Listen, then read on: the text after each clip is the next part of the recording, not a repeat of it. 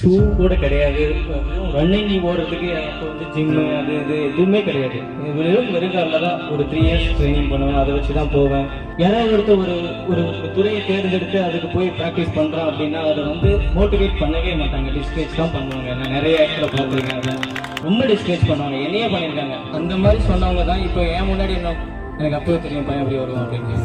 இதுதான் உலகம். கிரிக்கெட் தவிர என்ன தெரியும்பாங்க. இன்னை வரைக்கும் நான் எல்லாத்துக்கும் வயசு சொன்ன முதல் கிரிக்கெட் தான் எனக்கு தெரியும், கிரிக்கெட் தவிர எதுவும் தெரியாது அப்படின்னு. நானும் நிறையா செங்கல் சூழல் வேலைக்கு போயிருக்கேன், கட்டட வேலைக்கு போயிருக்கேன், ரோடு போடுறதுக்கு போயிருக்கேன், மணலில் போயிருக்கேன். ஸோ இந்த மாதிரி கடைகள் வந்து நிறைய இருக்கும். என் வீட்டில் கப்பு வைக்க இடம் இல்லாமல் ஃப்ரெண்ட்ஸ் வீட்டில் வச்சுக்கோ ஒரு 300-400 கப்பு வாங்க முடியும். அவ்வளோ கப்பு வாங்கியிருக்கேன் நான் அந்த ஸ்பீடில். எல்லாருக்கும் எல்லா லைஃப்பில் கஷ்டங்கள் கண்டிப்பாக வந்து தான் இருக்கும். ஸோ இல்லாமலாம் யாரும் சாதிக்கவே முடியாது. கஷ்டப்பட்டால் தான் அதுக்கான பலன் கிடைக்கும். ஏன்னா நான் அந்த மாதிரி இங்கே தான் வந்திருக்கேன். ஸோ என்ன சார், நானும் கவர்மெண்ட் ஸ்கூல் தான் படித்தேன். ஸோ என்னை பற்றி கொஞ்சம் பேசி எங்களுக்கு நான் கடந்த அந்த பாதைகளை எங்கள்கிட்ட கொஞ்சம் ஷேர் பண்ணிக்கிறேன். நான் நிறையா சிட்டி சைட்லாம் நிறையா எதுவுமே அட்டன் பண்ணதில்லை. நிறைய வில்லேஜில் வந்து நிறைய பசங்களை மோட்டிவேட் பண்ணணும். இங்கேருந்து என்ன மாதிரி ஸ்போர்ட்ஸ்லேயோ இல்லை படிப்புலையோ இல்லை ஏதோ ஒரு துறையில் பெரிய லெவலில் வரணுங்கிறதுக்காக தான் இவ்வளோ தூரம் வந்திருக்கோம் நான் அவங்களுக்காக. ஸோ நான் என்ன சொல்கிறேன்னா, ஸ்கூல் கிரவுண்டில் ஷூ கூட கிடையாது. ரன்னிங் ஓடுறதுக்கு அப்போ வந்து ஜிம்மு அது இது எதுவுமே கிடையாது. வெறும் காரில் தான் ஒரு 3 இயர்ஸ் ட்ரைனிங் பண்ணுவேன். அதை வச்சு தான் போவேன். ஒரு நல்ல சாப்பாடு கிடையாது வீட்டில். அப்பா அம்மாலாம் கூலி வேலைக்கு தான் போகிறாங்க. எங்கள் வீட்டில் 5 பேர், 3 சிஸ்டரு.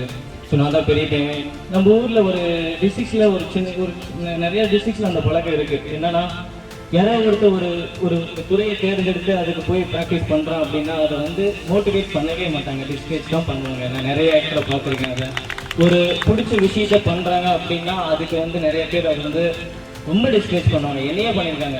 ஆனால் 5 பேர் வீட்டில் இருக்காங்க, எல்லாரும் வேலைக்கு போகிறாங்க, நீ என்ன படிக்காமல் இப்படி ஊர் சுற்றிட்டு இருக்க அப்படின்னு. அதில் என்னடா பேட்டு பாலுமா சுற்றிட்டு இருக்கேன், எப்படிடா குடும்பத்தை காப்பாற்ற போகிற அப்படின்னு என் கண்ணு முன்னாடியே நிறைய வாட்டி பேசியிருக்காங்க. ஸோ அவங்க இப்போ என்ன சொல்கிறாங்க, அந்த மாதிரி சொன்னவங்க தான் இப்போ என் முன்னாடி என்ன எனக்கு அப்பவே தெரியும் பையன் எப்படி வருவான் அப்படின்னு. இதுதான் உலகம். ஸோ நம்ம அதை பற்றி அதாவது நீங்கள் எந்த துறையை தேர்ந்தெடுத்தாலும் அதில் கடினமாக உழைச்சா கண்டிப்பாக வெற்றி கண்டிப்பாக கிடைக்கும். அது வந்து நீங்கள் மற்றவங்களுக்காக வாழ வேணாம், உங்களுக்காக, உங்களுக்கு பிடிச்சதுக்காக, உங்களுக்கு பிடிச்ச விஷயத்துக்காக நீங்கள் அதை வாழ்ந்தா போதும்.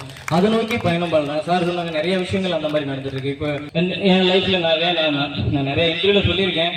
இருந்தாலும் எல்லாருக்கும் ஒரு வழிகாட்டி கண்டிப்பாக இருப்பாங்க.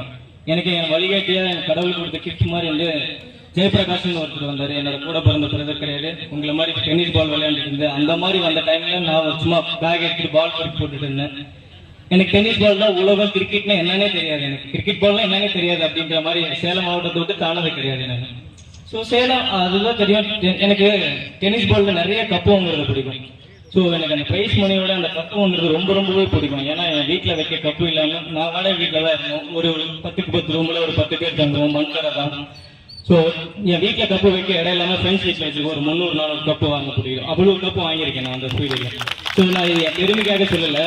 இது கஷ்டங்கள் இருந்தாலும் உன்னோட எய்ம் நோக்கி நீ பண்றப்ப அது வந்து உனக்கு வந்து சக்சஸ் பண்றப்ப அது வந்து எவ்வளவு கோடி ரூபாய் கொடுத்துட்டாலும் அந்த சந்தோஷத்தை அது ஃபுல்ஃபில்லே பண்ண முடியாது. ஏன்னா அந்த அளவுக்கு அது ஒரு ஹாப்பினஸ் இருக்கும்.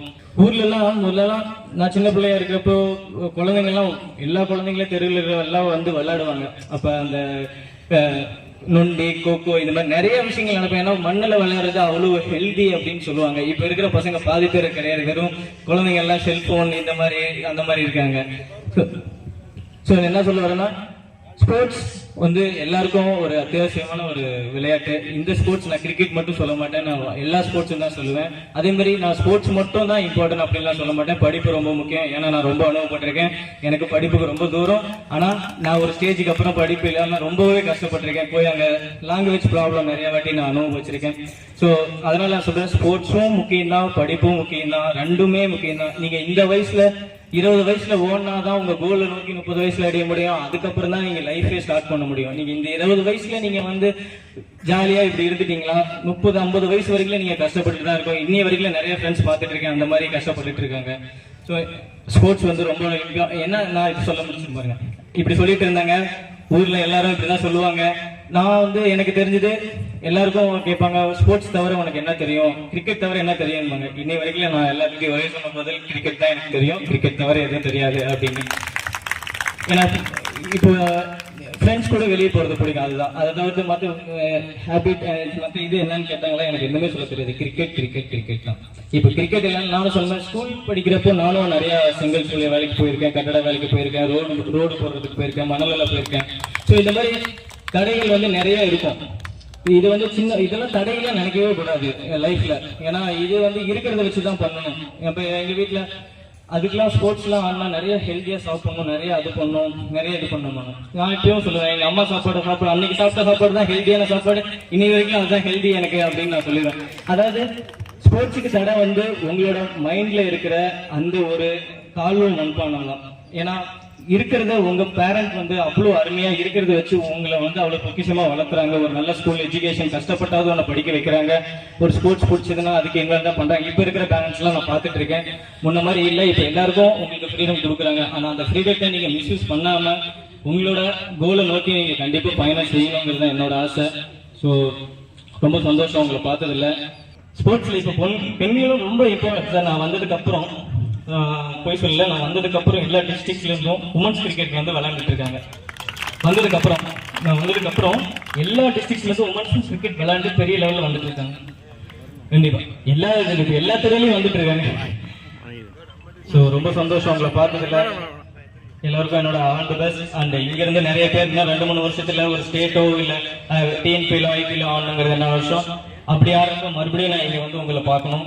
ஸோ ரொம்ப நன்றி. இந்த வாய்ப்பு கொடுத்த விஜய் எனக்கு ரொம்ப நன்றி. தேங்க்யூ.